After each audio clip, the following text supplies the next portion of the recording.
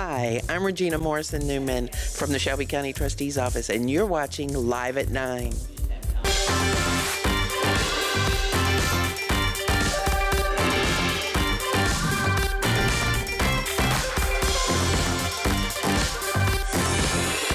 Good morning on this Thursday, October 3rd. Welcome to Live at 9, where Memphis comes alive.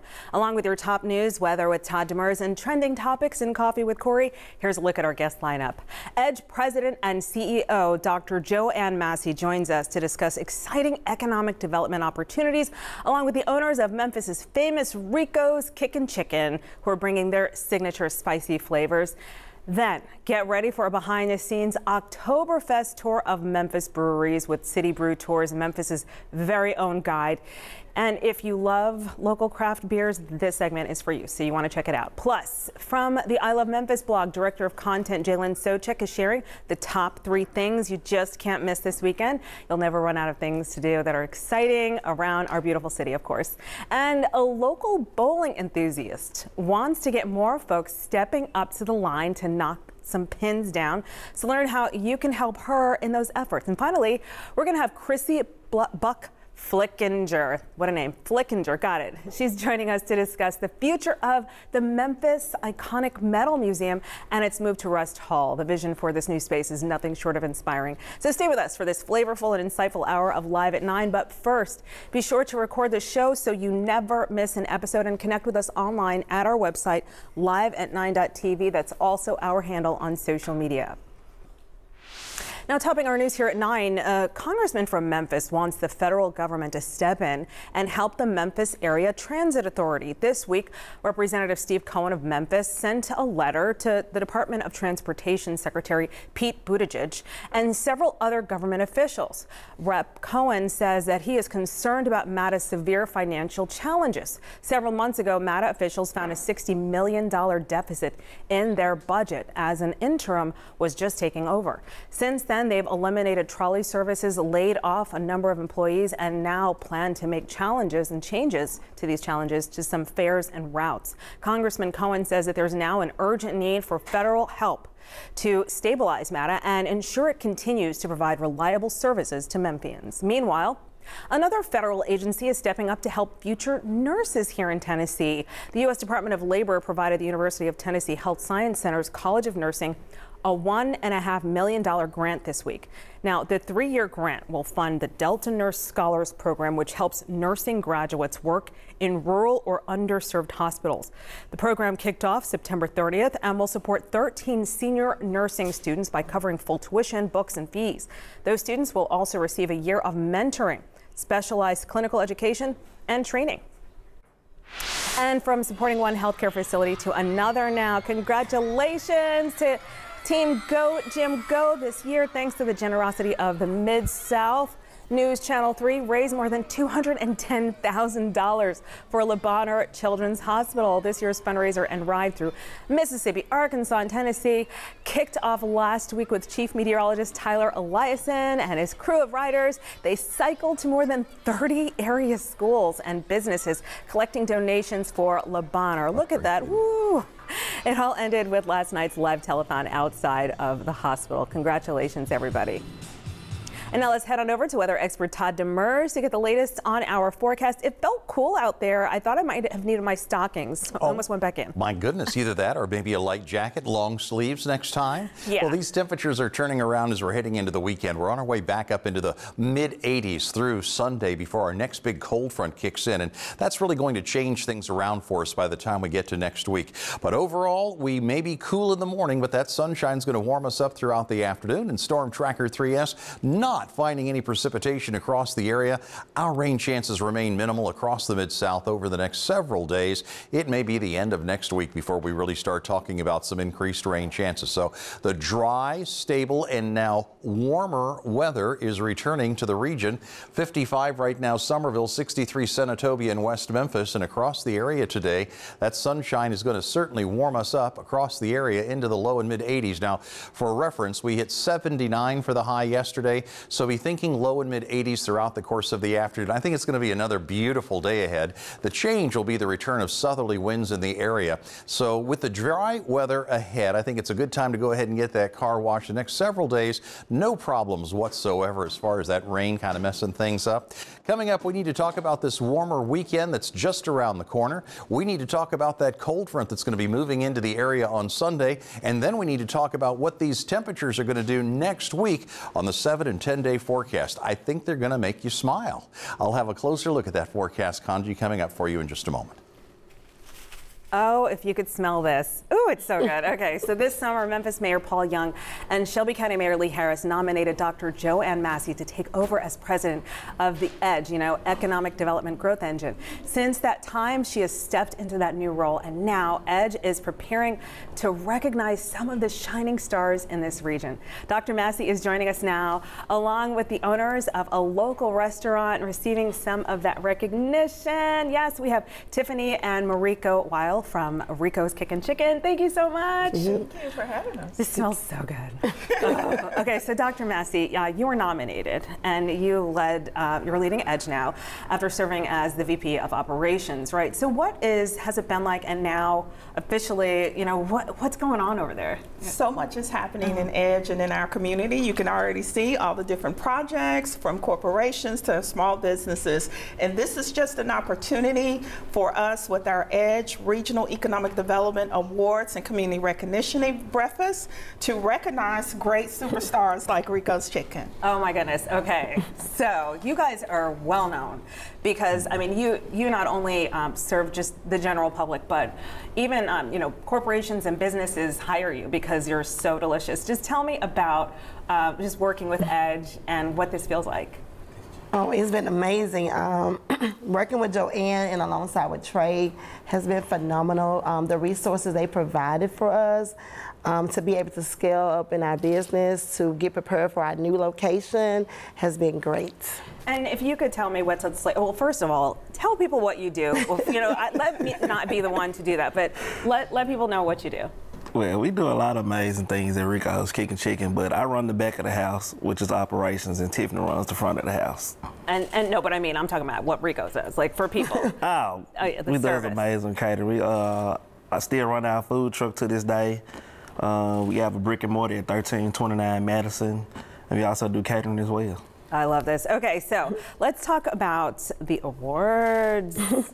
We are so excited. Not only are we going to be recognizing Rico's, but we'll be recognizing other partners who do economic development. We'll have a kidpreneur again this year, and we are actually bringing in, excuse me, we are bringing in the Culture Maker Award. So there's going to be the mayors, our congressmen, city council, county commission, and other leaders that are going to be there coming together again to recognize the collaboration and innovative efforts that both our mayors have really called for to bring our community up. And if you guys could just talk about why that connection with an organization like EDGE to just help you to level up, because your growth happened, right? People love you, and then you just needed help in scaling to be larger. Why is it important to have this economic engine working behind you? It's very important for small businesses because a lot of times we don't have that lot of help, the manpower behind us to step out of our business to really get the research and the needs that we want. But EDGE, they actually come to you. So you pretty much don't have to step outside the business. They come to you. Trey comes out and he provides all the information you need. And just with a click of a button online, you pretty much get connected with EDGE. Wow, okay, and just kind of stepping out further with EDGE, you have a statement about the dock workers, right, the strike, and its impact on Memphis. Can you expand on, your thoughts on that and what it means to our businesses and the community? Sure, Kanji. Since taking this role, I've really wanted people to understand that EDGE does a lot more than just the one incentive people have seen. And so managing the Port of Memphis, we do not have ILA workers on site, but we do understand that that this strike can impede operations for our businesses in our community. So we're keeping a close watch on that, working with our executive director who we manage over there, Randy Richardson, and we're focused on trying to hopefully this will end soon and we can get back to regular business. Okay, and then you have a special call meeting tomorrow? We do have a special call meeting tomorrow, and all of that's been public. So we also lease land at the port, and we're really excited about this major investment from CTC and Cardinal for our community that is really going to help enhance what we do at our port and our entire Memphis area. What do they do? How is that? Yeah. So Cardinal is an energy storage facility that is going to be located there, and then CTC is a subsidiary of XAI. Okay, oh my goodness. There's so much going on, and you guys are right in the middle of it, and you're going to be feeding everybody. You have got to try this chicken wing place. It's awesome. So thank you so much for coming in. Thank you for how you feed us and fill our stomachs, and thank you for working with just, everybody, all the people. All right. Thank you. And still ahead on Live at 9, a Memphis Museum is packing up and moving. We're going to talk to one of the architects working on this project that's all coming up, and we're going to see how long these wings can last during this hour, even though it's breakfast.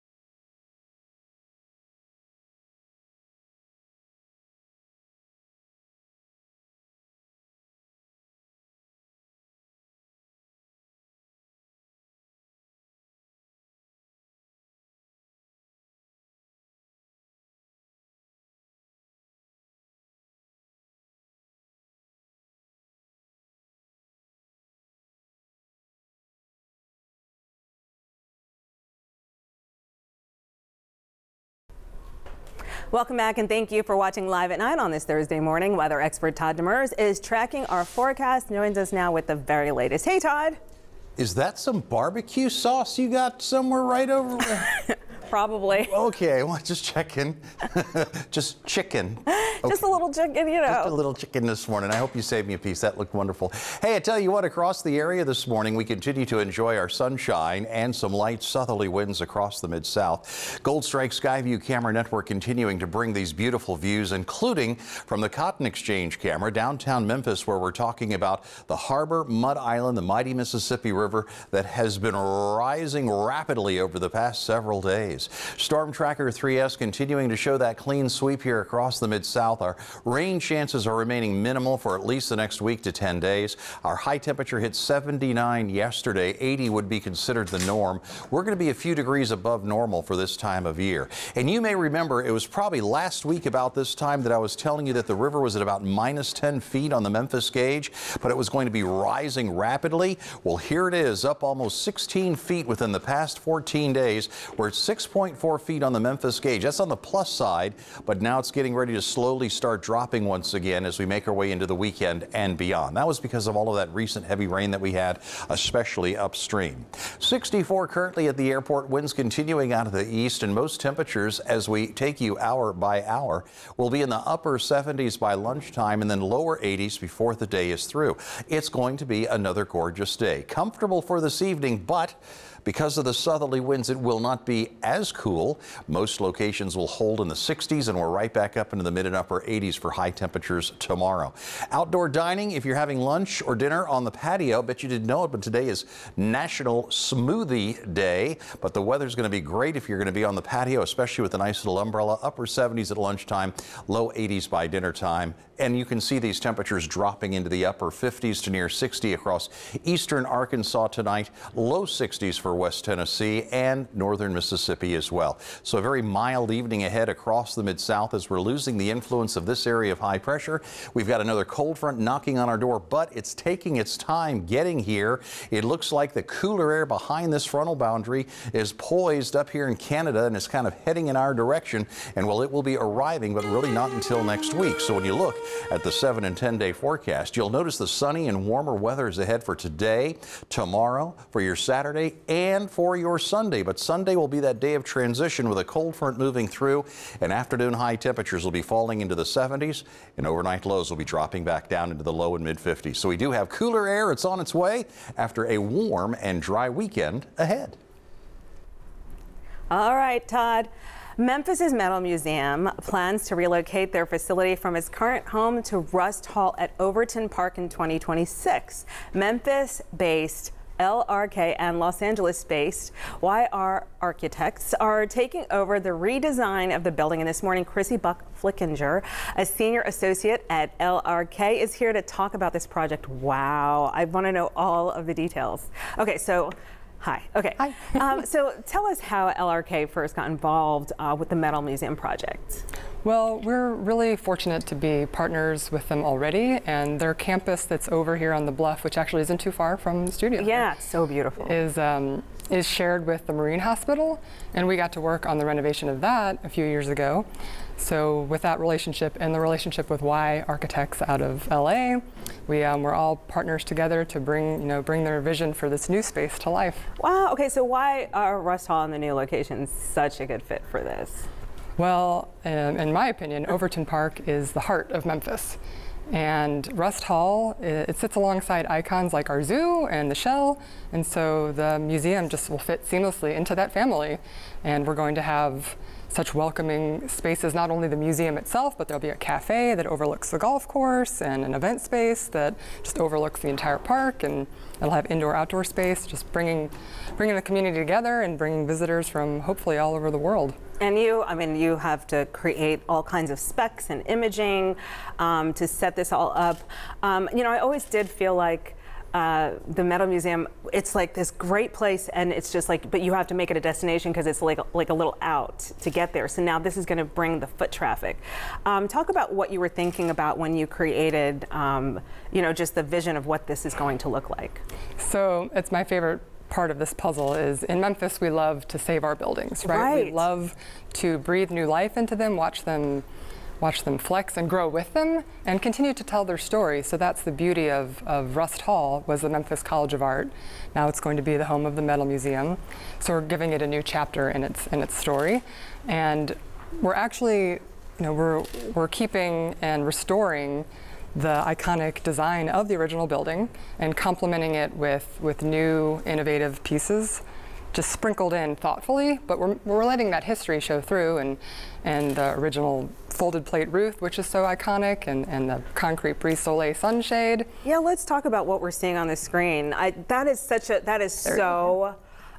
that location, that is what it's synonymous with that. So you're going to preserve that, and that's how it used to look? Yes, and it will look just like it did in the previous photo. And then this is going to be on the on the west side where the shell side is, and that is where we're adding on the metalworking facility, which is the second piece of the puzzle. There's the existing building, and we're adding on this state-of-the-art metalworking facility where all the metalworking magic will happen.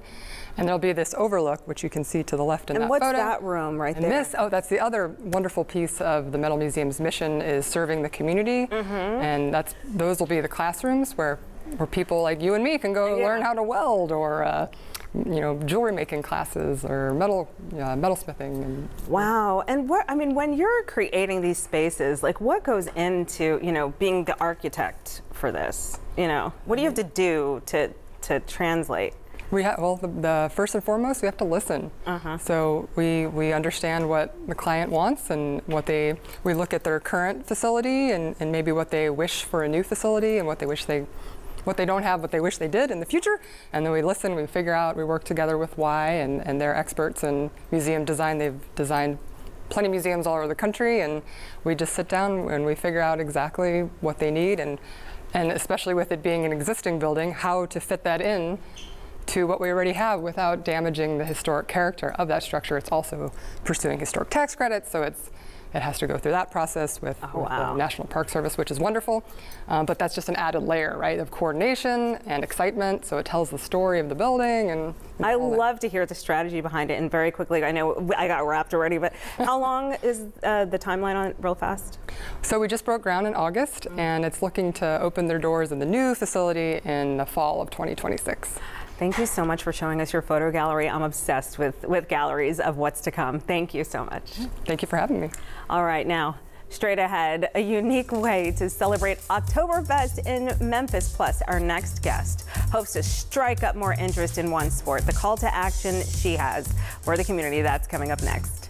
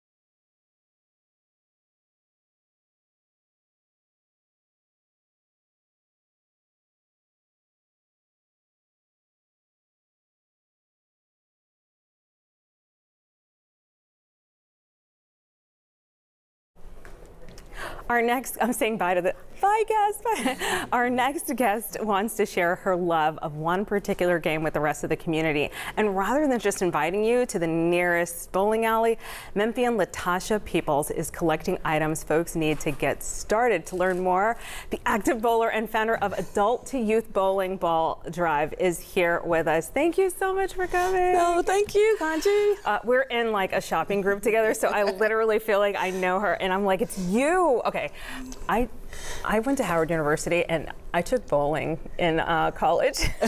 It was my sport, one of my sports. Okay, so what's your average?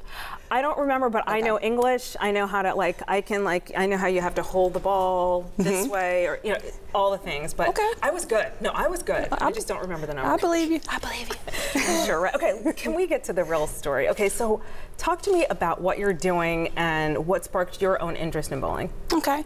Well, I am doing a donation drive for the youth bowlers here in Memphis, and I'm so excited for this. This is my 3rd year, and how I got into bowling, actually, a man had reached out, and he was needing a female bowler back in 2009, and I answered his ad that he had, and he introduced me to bowling, and here I am today. Oh my goodness. Yes, okay. ma'am. And so, what's going to happen? So I am taking collections, as you see, this bowling ball. Yes. This is a man ball.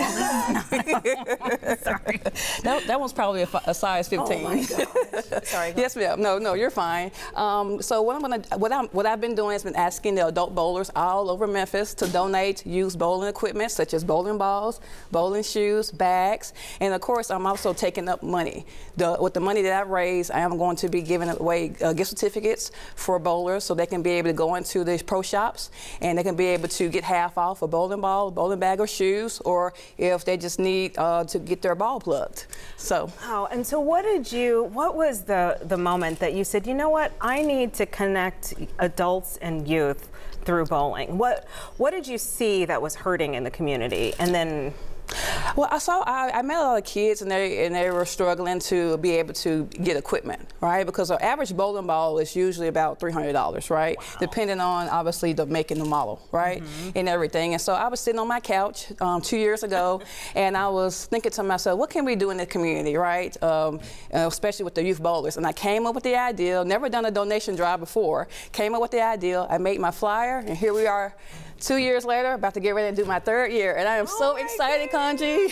Tell me of what happens when this goes down. Okay, so what happens is, so I've been taking collections for the last month, right? And so actually on October the 12th, which is going to be next Saturday from 12 to 5 at Strike Zone Bowling Alley in South Haven, Mississippi, in the parking lot, I'm going to, of course, get a U-Haul, put all the bowling items in, which I probably have about 100 bowling balls now. What? Yes, ma'am. Oh my God, Bags and shoes. I'm trying to see which one I can actually lift. I think you can lift. You got it? Okay. So, yes. And so what's going to happen, I am inviting all the bowling coaches, all the youth bowlers here in Memphis, and any bowler who's interested in starting out bowling, they can come and get whatever they want to. Yes. Okay. Yes, ma'am. What is your top bowling tip? This is too heavy for me. I actually had my own bowling ball once, and somebody made one for me, but the fingers were like they were too big, you know? So I gave my bowling ball away. But I have a question for you. What is your big tip? I would say my big tip would be actually to go to a pro shop, actually, and they'll make sure, then they'll size you up with the right ball. And usually for a beginner bowler, you should start out with a size 12. Yes, ma'am. Okay. Yeah, size 12. Yeah, just like for you, Kanji, a size 12. And then you just go and obviously get you a bowling coach and let he or she be able to guide you, right, to be successful in bowling. How can people donate, and what's the contact information to be part of it? Okay, and you can contact me at 901-302-7079, and I can be able to. You can call or text me, and also I have Cash App. It's $ Latasha Renice, and I'm asking for donations. I want this to be the biggest and best one yet, Kanji. All right, Latasha, thank you so much for coming in, and it's good to see you in person. Well, good to see you. Oh my goodness. Yes, ma'am. Okay. And still to come, find out what makes today's date so special. Plus, we're going to have some beautiful weather this weekend, and you'll want to make some plans, right, to enjoy those conditions. We're going to help with that coming up. Jalen Sojek, I Love Memphis blog.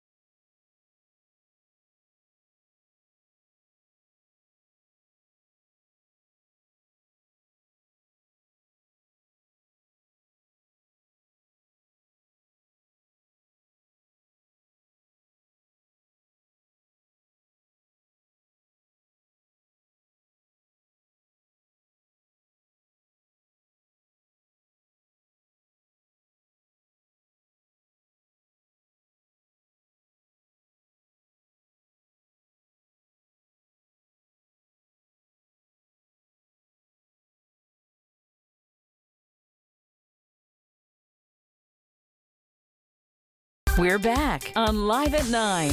Now, here's Kanji. Get in here, everybody. There's no shortage of things to do this weekend across the greater Memphis area, and we're helping you make some plans. The content director of ILoveMemphisBlog.com is here with all the details. Happy Thursday, Jalen Socek. It's our day. It's our day, and this is our month. This is my favorite month of the year. Talk to me. Yeah, everything is going on. The weather starts getting nicer. Yeah, that's true. I'm like a spooky girl at heart, so I love all the Halloween events. And this weekend is the kickoff to all the fun.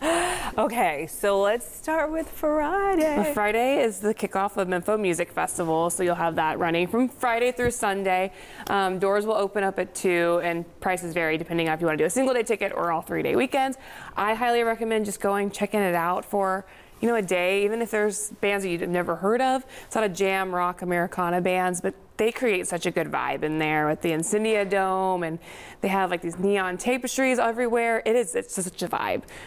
So you have headliners this year like Jack White, Trey Anastasio, who's of Fish, Cody Jinks, The Roots, the band Goose. A lot of fun to be had there. Okay, so you're not like stuck there, but it's the closest thing we have to Coachella. I mean, don't you think it's like the closest? You don't feel like you're in Memphis because it's at the Radiance Amphitheater and you have all the trees surrounding. Like you just don't feel like you're in the middle of the city. So it kind of gives that Coachella effect. Yeah.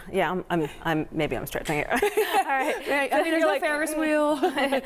Okay, so what is Saturday like? Well, Saturday, if you're not heading to Mempho, or even if you are, you can start the morning at Cars on Main, and this will be like a free family-friendly event. And Cars on Main is a little deceiving because it's actually on Riverside Drive this year. Okay. So they'll be shutting down the whole south end of Riverside Drive. Again, free to attend. They're going to have over 150 exotic cars that'll be on display.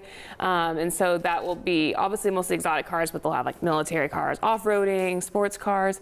You can check them out, and then hopefully through this event, they're going to try to raise $20,000 for St. Jude. So it's a really good opportunity to check out some cars up close. So I'm imagining, okay, since it's shut off, they're gonna line the street with all the different cars, and you just like walk, and I bet you it's like open containers, so people are gonna be like walking around. If it's not, they will.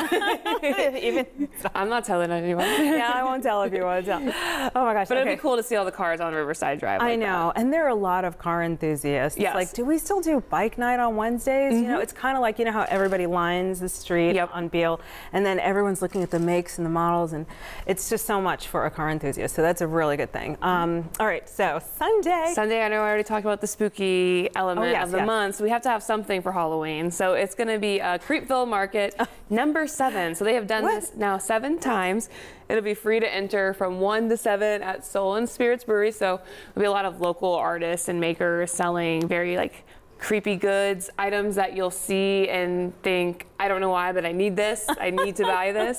That's what this market's all about. And they'll also have a fortune teller there, and you can get witch's brew. They'll have live music, so it'll be a really good fun event. Well, I have like a little taste of that. My producer Jenna has like a little scary little doll on her desk. Jenna gets it. Jenna gets it. So I walk in and I'm like, and then like if you press her, she talks. It's terrifying. I think she opens her eyes too. Oh my gosh. Jenna, if you have another one of those, I'll take one.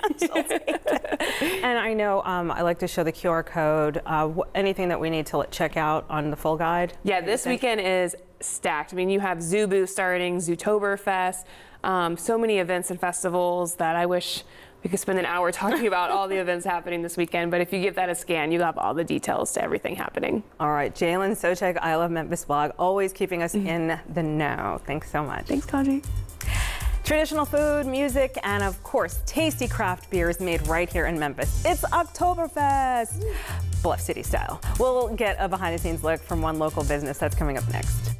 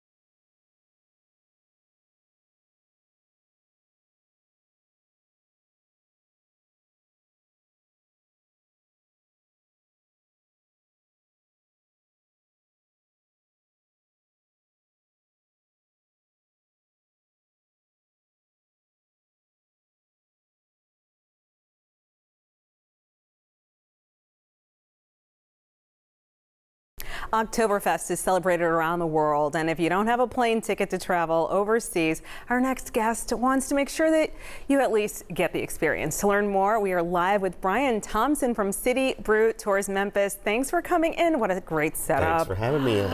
What is Oktoberfest? Well, Oktoberfest is a celebration. It's over 200 years old. It started in 1810. The Crown Prince Ludwig married Teresa, and it just became a big celebration. And now, 200 years later, there's 7 million people that celebrate it in Munich every year. But that's a trip. It's a trip, yeah. So we're going to just take a trip right down the street. Okay, so tell me about what City Brew Tours Memphis offers for Oktoberfest. Okay, so what we're doing for Oktoberfest is we're taking people to 3 different breweries, and we are focusing on German-centric and Bavarian food and Bavarian beer, like this big Bavarian pretzel we have here. And then we have a wide variety of German beers that we'll be sampling from all the local breweries. So tell me what your tour company does. What we do is we pick people up and we take them to local breweries and give them a behind-the-scenes tour. Most people have no idea how beer is really made and what the differences between the beers are, and we explain that and let them sample 10 to 12 beers and get an idea of what they like and don't like. Wow. And everybody, some people will say they don't like beer, which I consider that a challenge. Oh, yeah, because there's Hoegaarden, which tastes like apple cider. Like I love Hefeweizen because that's like a clean taste. And we got a little banana to it. Right. It's a wheat beer. Right. So yeah. And so how did you come up with this idea? I actually saw an ad that said, do you like beer? And I said, yes, I do. Do you like to talk? I said, yes, I do. And I just took it from there, and we've been open about a year now, and just it is the funnest thing I've ever done in my life. Let's get through what you brought here. We've got a variety of beers here. We have Hound Dog, which is from Soul and Spirits. That is a Hefeweizen, which is a German ale. We have Memphis Sands, which is a Helles lager from Wiseacre. Helles is the German word for light. You can see it's really light. And this is a Fest beer from Crosstown Brewing. Fest beers are one of your Oktoberfest beers. And this is from the old Tennessee brewery, Goldcrest 51, a Bock beer, also a good German style. And then we have Grind City with their Oktoberfest beer. Wow, so during the tour, someone else is driving, right? And then I'm driving. You're driving and talking. That's the hard part, is I don't get to sample any You're beer. like, why can't I hang out with you? Oh, yeah. All right, another pretzel. All right. I can smell the pretzel. I know that it's probably like toasted. Where is this from? This is from Crosstown Brewing, and we have a beer cheese sauce and then some German mustard there. And this is a big tear and share. You just have at it. That should be illegal. I mean, it's like, because Memphis water makes the best bread foods, Oh, and we make the best beer. Yes, and I love that they picked up on the aquifer, right? The sands. Well, this was named after the aquifer, the Memphis Sands, yeah. Right. Why do you think it's important to just celebrate local brews? Because we are a micro brewery, like capital of the world because of our water. Right. We don't have to take anything out. A lot of breweries have to filter their water excessively to get out some strange taste, and we don't have to do that here. We've been very fortunate. And it's important to celebrate these things locally for the economy and to be out with friends and family, and just these breweries put on a big show. Right. I take you around to several of the breweries just to experience that whole vibe of Oktoberfest. I walked into one yesterday and they had all their German stuff out and the flags, and they're ready for the weekend. All right, and so it's September 29th through October 13th, and what's the website that people? It's citybrewtours.com/Memphis. Citybrewtours.com. Citybrewtours.com. City Brew, not plural. Okay, thank you. Sorry about that. All right. Sorry about that. I feel so cool right now. Thank you, and I'm going to tear up this right here. Thank you so much. All right, thank you. All right, everybody, coming up, say goodbye to technology and say hello to just an old-fashioned conversation. Why one unique organization is looking for new members, plus how some folks are celebrating today's date.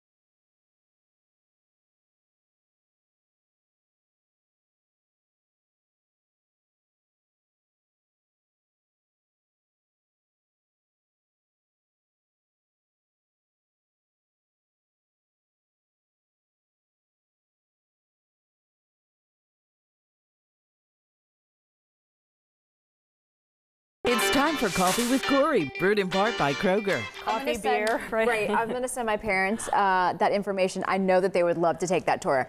They were in Germany for Oktoberfest. Stop. And they loved it. Really? And I think this would be so much fun now that they live here. Okay, they need 2 seats for Corey's parents. I know. We're gonna hook them up. Oh, I think they would have so much fun. Oh, I know they I just want that pretzel. My eye is on that pretzel. Do you want to tear and share with me? Tear and share today. Yay. Okay, so I've got a good question for you. Oh, yes, what? Would you be willing to lock up your smartphone for just 2 hours a day or 2 days a week? What did Whitney Houston say, that saying? Oh, I don't know. It's no, but you put something before it. Blank to the no. Oh, to either one? Okay, well, for starters, let's get straight to it. So research shows the average person spends 3.5 hours on their smartphone every single day. But a pair of friends in the United Kingdom are inviting people to disconnect to reconnect. It's called the Unplug Club, and participants hand over their phones during meetings, and they engage in conversations, play board games, write letters, and socialize without screens. So according to the BBC News, the guys who came up with the club in the UK said that they were motivated by what they saw as a backwards culture dominated by screen time, where it can be difficult to approach strangers and talk to them. Well, they'd also seen something similar in the Netherlands. So after more than a month, the club has increased its number of meetings and had visitors between, get this, the ages of 6 to 60. Oh. So I do think that there is a desire to disconnect to reconnect. I mean, it is, we love technology, don't get me wrong. With that being said, it's also like human to human is important as well. So don't forget about that. Doing something while, you know, because I literally, I'm like, oh no, did I check that email? And so I'm always like. Can you disconnect?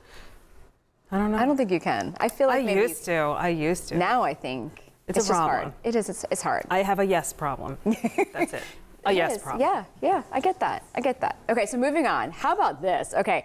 This is a fantastic collaboration between music legend Stevie Nicks and retired NFL player Jason Kelce. So Kelce posted this picture with the caption, "The crossover we didn't know we needed, coming soon to a Christmas album near you." Well, the Kelce brothers, of course, Travis is dating Taylor Swift, who is very tight with Stevie Nicks. According to the People magazine, Jason Kelce is releasing a holiday album.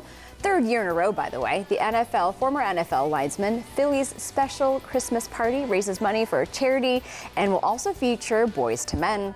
The album cover comes out in November. Actually, the album comes out on November 29th. Does he rap? Does he sing? Like they've been doing this for 3 years, and they get people together, some NFL players, and they kind of sing, and they make an album every year, and the money goes to charity. And they've been doing this before Taylor came into before the T-Swift But they've been doing that for a while now, and so all the money goes to charity, which I had no idea. Really cool. But it's because I'm like Stevie Nicks, yes please. Yes. Thunder on there happens. There you go. When it rains. Yeah, I love her. Keep going. I could listen to you all day. Come on. Not. Okay. And finally, it is October 3rd, and for fans of one popular movie from 2004, it's a very special date. On October 3rd, he asked me what day it was. It's October 3rd. Right? Okay, well, since the film's release, today's date has often referred to as Mean Girls Day. That scene you just saw has inspired memes and tributes on social media for years, according to USA Today. Mean Girls hit theaters 20 years ago, actually, and was written by SNL alum Tina Fey. It stars Lindsay Lohan, Rachel McAdams, and of course, a host of others. In 2018, the hit movie adaptation actually turned into a musical. It opened on Broadway. And if you're feeling nostalgic today, both the Malco Paradiso and Malco Collierville Town Cinema, well, they are showing Mean Girls tonight at 7 o'clock. I know a mean girl. Oh, who? Her name starts with an L. I know, just, you know how you know mean, there are people who are mean girls, and they kind of lead the pack, you know? Yes. And like, you know who they are, and I just stay far away. Yeah, I'm on the other side. I'm like, oh no. I don't hold up well with Mean Girls. No. But I think it's funny, and that movie's so good. It's really, really good, and I love that. I've ever been in a situation where just like, and then he asked me what date it was. October 3rd. It's October 3rd. I love that. That's really cool. So you say things, and things magically appear. Shout out Chris and Reggie out there. We want to tear and share because the pretzel looked so good. I'm a pretzel person, so let's tear and share. Which way you go? Oh, yeah. Oh, it's warm. Yes. It's warm. Are you going to dip? What do you like, cheese? Cheese, or I'm dipping cheese. Okay, What about I'm doing you? mustard. Okay. That's perfect. See, you know what? Our differences are so complementary. Don't you love our? I love our differences Yes, because she teaches me things. You teach me things. You teach me first. I said it first. Holy cannoli! This is so good. Yes. I love pretzels. Yes. Boom. We'll be right back. We're gonna finish this.